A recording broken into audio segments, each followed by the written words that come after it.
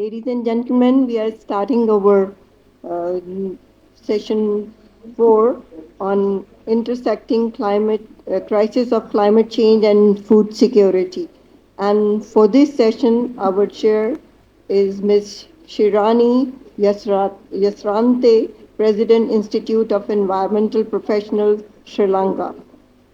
Ms. Shirani, please join us on stage. Ms. Sharani, in a career spanning 35 years, was Deputy Director General of the Central Environmental Authority of the Government of Sri Lanka, Country Representative of IUCN Sri Lanka, and Head of the Regional Business and Biodiversity Program of IUCN Asia, Bangkok, Thailand. She has been provided vision and strategic leadership in developing the business and biodiversity program for IUCN Asia, work with multidisciplinary projects, teams focused on evaluating environmental impacts of large-scale development projects and international level. Ms. Shirani, please join us on stage. For the panel discussion, on Pakistan's changing climate challenges and responses, I request Dr. Asif Khan, please join us on the stage. Dr. Asif Khan is currently working as water and climate change expert with Asian Development Bank and World Bank with other reputable organizations. Please come on stage. For looming food crisis in the world, I request Dr. Ikrar Ahmed Khan, Vice Chancellor, University of Agriculture, Faisalabad. Please join us on stage. And the topic covering the disorderly new order, I request Ms. Aisha Khan, Chief Executive Officer, Mountain and Glacier Protection Organization, and the Civil Society Coalition for Climate Change, Islamabad. Ms. Aisha, please join us. Over to you, Ms. Shirani. Thank you very much.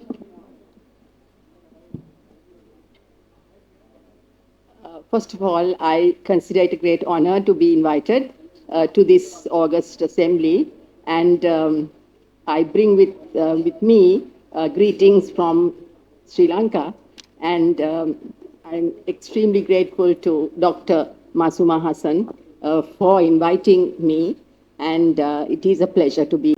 And I'm glad that we have some eminent speakers here who will speak to us on some very relevant topics. We have a small change in the program, and instead of Dr. Kama Zaman Chowdhury, we have Dr. Asif Khan, who is replacing him. And the topic he'll be talking on is Pakistan's changing climate, challenges and responses. Now, Dr. Asif Khan has more than 17 years of professional field and research experience, and he's currently working as a water and climate change expert with ADB, World Bank, and other well-reputed organizations. He worked as lead author for IPCC AR6 Water Chapter. He's a member for the Upper Indus Network, member of Indus Basin Knowledge Forum, member of Cambridge Philosophical Society, and has a host of other accolades behind his name. Without much ado, I'd like to invite Dr. Asif Khan to address us. And as was previously mentioned, if you could keep your presentation to 20 minutes, we'd be most grateful. Thank you very much. Bismillahirrahmanirrahim. I'm honored and thankful to Dr. Masuma and the organizers for considering me to attend this event and to present the topic, which is the climate change challenges and responses of Pakistan. Thank you. I intentionally put my name on the side which I want to see in terms of climate change, because climate change is going to pose a lot of adverse impacts on the globe. So if we take right decisions and actions in a timely manner, then of course we can save the world and its environment. Yeah. This is the overall theme and outline of the presentation that I'll be explaining a bit of the global challenges, the international commitments, and of course then the regional climate change impacts and local impacts of climate change in Pakistan. And then, of course, whatever is done by Pakistan in terms of organization, actions, and policies will be presented, and what should be the way forward to have like a climate resilient world. So at the end, we will have like question and answer session like we had in our earlier sessions as well.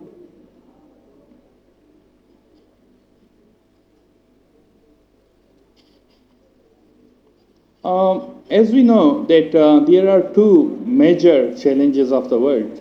One is the population growth, and second is climate change. What is happening with this population growth? Of course, in the world we have already crossed 8 billion heads, and that is increasing with passage of time. So if we have like more population, we'll need more food, more energy requirement, more shelter, and other requirements to cater for the needs of the population. On the other hand, of course, the water resources and other natural resources are depleting, and we are going to have like more challenges in near to far future.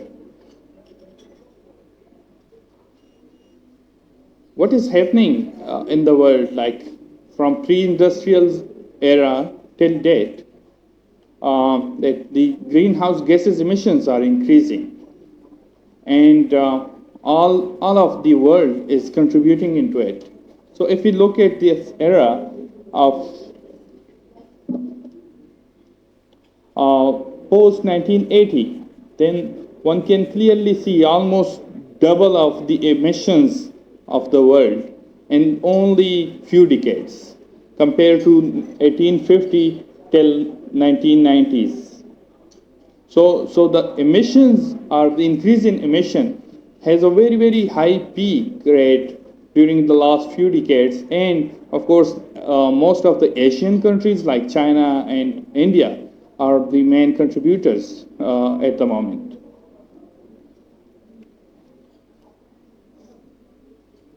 If we have like different type of scenarios, we have heard 1.5 degrees Celsius, 2 degrees Celsius, 3, 5, 6 degrees Celsius. So we'll face different type of impacts for a particular rise in temperature. So one can see, for example, this is the schematic.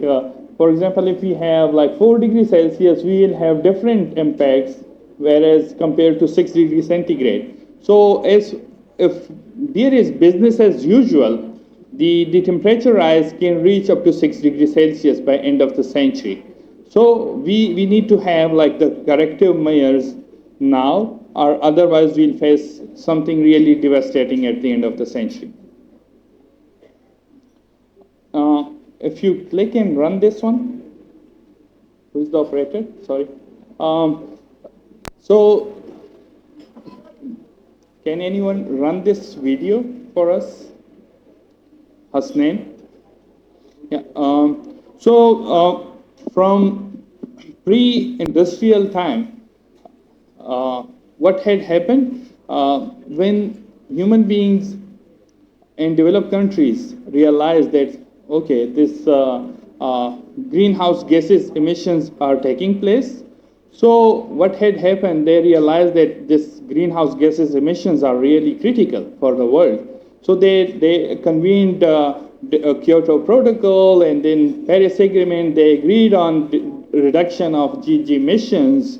But later on, after those commitments, signing of those commitments, some of the countries disagreed that, okay, how can I cut down my emissions because I'm developing country? Some other developed countries said, no, we cannot reduce our emissions due to certain reasons. So it went on for the long periods and still going on. the pull is still there. That some of the countries are saying, for one reason or the other, that they cannot reduce their emissions. And they are saying, okay, undeveloped country, I can pay for my emissions, for example, and some other country should reduce the emissions for us, and we'll pay for them. So the carbon trading, carbon credit, and carbon pricing is one of the global thing going on at the moment. But it is still a bit fragile. So the loss and damage thing, like in last COP, was not materialized, and such things will still require more negotiations in the future. For next slide. Yeah. If you look at, run this again. If you look at this one, that what is there in the Paris Agreement? Paris Agreement says that we should maintain the global average temperature up to 1.5 degrees centigrade and shouldn't leave it beyond 2 degrees centigrade in any case. So the commitments of different countries and the contributions are still going on. And if we look at this particular percentage remaining to reach 1.5 degrees centigrade, one can see that in 2021, this will reach up to 14% only. So it is for sure that we'll cross 1.5 degrees Celsius. Whether we'll be able to curtail the temperature up to 2 degrees Celsius, that is a question mark at the moment. But of course, we are going to increase the global mean temperature beyond 1.5 degrees Celsius. So this is the chart which is showing who is the contributor and in different time period and time slices and how much budget we have at the moment. So it's only 14% remaining. Next. Okay. So what is happening? Like few of the examples of global climate change are actually the sea level rise, which is very, very critical for Europe, even for Pakistan, Iran, and the countries where we have like the coastal areas and sea.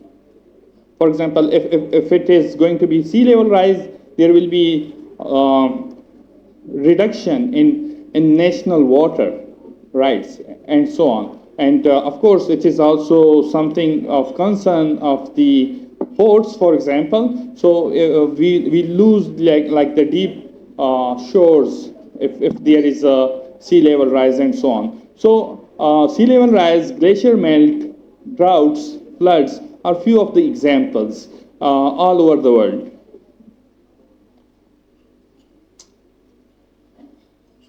Globally, what is happening? All of the glaciers in the world, like in the Arctic, in the Himalayas, in Europe, in Andes, those are shrinking and losing mass at a very, very fast rate. And if Arctic is losing its mass, then the global temperature rise will become 2 or 3 times more than it is now. So that is again very critical for the global warming control and for the adverse impacts control. Similarly, like the 1 degree centigrade increase is causing 12% reduction in annual GDP. So that is again quite critical thing that like the GDP is also directly linked with the global warming and their impacts ultimately.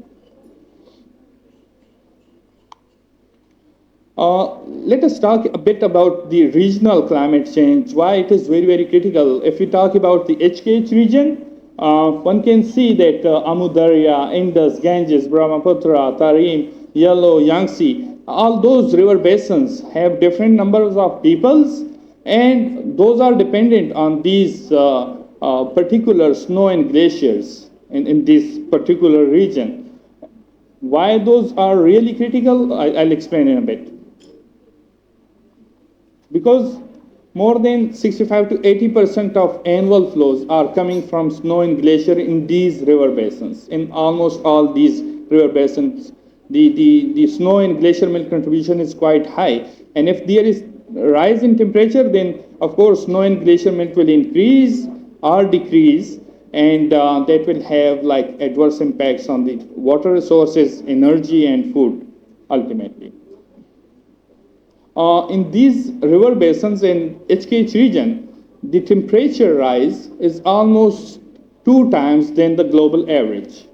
So which is very alarming that even if we control like 1.5 degree rise at the global scale, we'll have like a temperature rise more than the global average in these areas at a very double rate. The recent decades, like from 2000 onward, we can clearly see that the glacier shrinkage and loss of mass is almost 65% more than the previous years, which is quite alarming for the water, energy, and food resources. Okay, if we look at these plots again, these are for all those basins, and we can clearly see that snow and glacier melt contribution is quite vital. And if we talk about, like, again, switch to Pakistan and its strategic location, then Kabul River and Indus, part of eastern rivers of Indus River. So those are transboundary rivers for Pakistan, India, and China and Afghanistan. So those have shared water resources. And if something goes wrong with climate change, and the flows will be affected, and ultimately the transboundary water sources will change, and ultimately like the energy and food resources will be affected. This is something for overall Pakistan. The boundary beyond Pakistan is showing like the hydrological basin boundaries, because the hydrological basin is shared within Pakistan, India, and China. So one can clearly see that the precipitation is expected to be increased in near to far future during 2011 to 2100, whereas the temperature increase is also there, like for the maximum and minimum temperature, which is ranging between 3 degrees Celsius to 6 degrees Celsius if we don't take preventive actions. What will happen? Of course, there will be, these are few of the examples, what will happen in Pakistan if there is such climate change. There will be increase in floods, there will be increase in droughts because of the events. The overall precipitation annually is increasing, but the temporal intensity of precipitation is increasing much higher. So both the floods and droughts will increase and enhance. Similarly, the glacier shrinkage and mass of loss is a certain thing, which is linked with the glacier lake outburst floods in northern Pakistan in particular, which we have already witnessed during 2022, 2023, and somehow, unfortunately, we are expecting in 2024 as well. Similarly, sedimentation rate is going to be higher, and we lose a lot of storages in terms of that.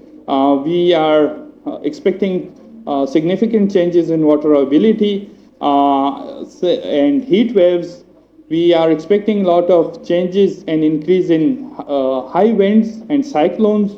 We are expecting seasonal changes in terms of its length. Like we have witnessed this time, like till end of June, the weather was quite good, and similar things are expected and projected in near to far future. Increase in migration is also one of the thing internally and transboundary, which is going to happen in near to far future.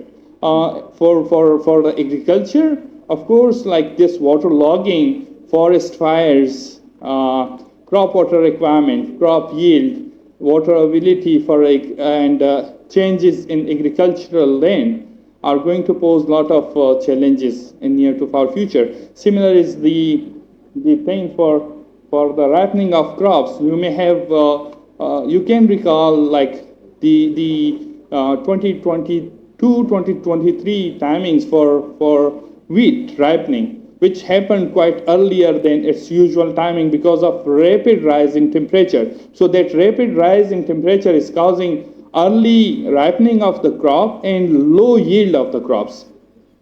Having said that, climate change is not always bad. It can also provide some of the opportunities for additional cropping, like in northern Pakistan, in Chitral, Gilgit, Baltistan, and other such areas where we have a lot of snow and glaciers. So, and there was a colder sort of season all the time. So now, with this warming effect, we are getting a third season for the vegetables and cropping. For the resolution of conflicts, what we are expecting, being a student of science and water, what I'm expecting for Afghanistan. Afghanistan is planning a lot of dams on Kabul River, and per some of the research, it is said that if Afghanistan construct all these dams, there will be reduction in Kabul River flows up to 16%. 16% of overall Indus water, in terms of 16% of Kabul River flows, it's very tiny, but it is very, very critical because Kabul River flows are the very first flows we receive in KP and very critical for the agriculture practices. So if we lose those 16% of water, there will be a lot of loss of agriculture and production. Similarly, changes in availability of water is going to happen due to climate change, as we talked about, that snow, glacier melt, and rainfall runoff, those are going to change. So water availability will change with passage of time, and similar is going to happen for the sedimentation. If we have a very good joint cooperation and coordination, and we manage those water resources and plan it accordingly, then of course we can reduce the impacts of floods and sedimentation on Warsak Dam and downstream as well. So like in flood 2010, flood 2022, and flood 2024, all those floods have been originated from Swat River and from the Kabul River, and we had faced a lot of damages at Muman Dam, at Charsadda, Mardan, and Nowshera. So we can reduce those particular adverse impacts and damages if we plan these water resources accordingly. But unfortunately, we don't have any sort of treaty between Pakistan and Afghanistan. If Afghanistan wants to build few dams, then we don't have the power to restrict them. Same is going to be like for India. India has already constructed a lot of dams on the eastern rivers, and they restricted a lot of water and diverted a lot of water towards east of the country. So, and they are also threatening Pakistan to culminate this Indus Water Treaty. And of course, what is happening, like an example is Ravi River, that where we don't have a lot of water, even to sustain the environmental flows. So the environmental degradation, ecosystem deterioration is one of the main thing which one can consider. Similar is, I want to put one more point on the table for the audience, that like if there is, this is India, this whole part is India, and monsoon is coming to Pakistan through India, from Bay of Bengal and from the Arabian Sea. So if they have a lot of agriculture here, it will increase evapotranspiration. And that evapotranspiration is going to change monsoon and its intensity in Pakistan. So it's not only greenhouse gases emissions, it's the action which we are taking at the moment, that if we increase like the evapotranspiration, only if we are not thinking negatively even, if we are thinking positively for the country, even then it may have adverse impact on the neighborhood. So if we have more agriculture and more afforestation here in India, it can affect and adversely affect the monsoon events in Pakistan. And we can have like more intense flooding events in Pakistan for longer durations. I think you have about 2 minutes more. Okay, thank you. Yeah, hopefully we'll be done. What Pakistan did, of course, you may be already aware of this Ministry of Climate Change. It is there. It is already established. A couple of days ago, on 16th of May, we have seen like the establishment of Climate Change Authority, which may bring some input and change in terms of implementation and enforcement of climate change existing acts, laws, policies, and plans. Of course, we have like the indices, which is nationally determined concentration, where we have said that we'll reduce the greenhouse gases using the indigenous resources as well as some of the international resources, 15% from the indigenous resources and 35% from the international resources. So these are some of the examples of available actions which Pakistan is already taking. Climate change is not a simple science to understand. We have lot of models internationally. We have lot of data. We have lot of scenarios. In Pakistan, unfortunately, we don't have sufficient analysis and assessments for precise and well-informed decision making. So, of course, we need more studies, more research, we need more nexus approaches, because nexus is going to have like the impact of climate change, looking collectively the socioeconomic development, looking collectively energy, water, and land use, and food, of course. So if we look at those all those things collectively, not at the country level, but at the regional level, like I had put that question mark that whether the agriculture development in India going to pose any monsoonal changes in Pakistan, which is happening, by the way, in Pakistan at the moment. You may have heard like the monsoon shift in Pakistan. So that is one of the example. But whether it is going to be enhanced or not, one has to study. Similar is going to be like for the lack of transboundary cooperation, which is needed, badly needed, between Pakistan, China, India, and Afghanistan. For example, China is going to divert Brahmaputra River from the Tibetan Plateau towards the north. So India is going to face difficulty. There are thoughts of diversion of Chitral River to Pakistan. So there will be some difficulties in Afghanistan. And of course, like if Afghanistan construct dams, then there will be difficulties in agriculture sector in Pakistan. So there is a dire need of cooperation and coordination among countries. And Are we wrapping up? of course, we need to understand the regional climate change impacts, needs, and jointly agreed actions. So I'll conclude my presentation with some poetry in Urdu, because we think and we believe like climate change is going to pose a lot of adverse impacts. So apologies to those who don't understand Urdu. So let me say a few words from a good poet of a friend of mine.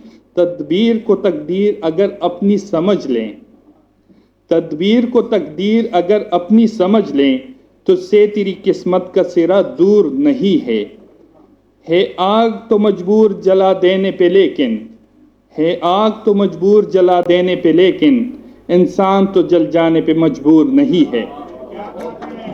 Thank you. I wish I understood that. Thank you very much, Dr. Khan. Thank you so much for clearly stating the emergency, the climate emergency, outlining the impacts and the risks, and of course the complexities and the difficulty to manage.